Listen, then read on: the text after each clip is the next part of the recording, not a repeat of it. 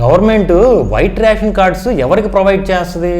పేదవారికి, దిగువ పేదవారికి, అంటే రూరల్ ఏరియాస్, పల్లె ప్రాంతాల్లో ఉండేవారి వార్షిక ఆదాయం సంవత్సరానికి 90,000 లోపు.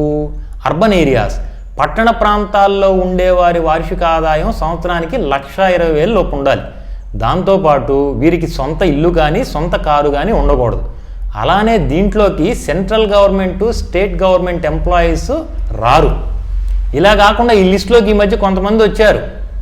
వీళ్ళ వార్షిక ఆదాయం సంవత్సరానికి 1,20,000 నుంచి సుమారు 36 లక్షల రూపాయల దాకా ఉంటుంది. వీళ్ళు కూడా వైట్ రేషన్ కార్డ్స్ తీసుకుంటున్నారు.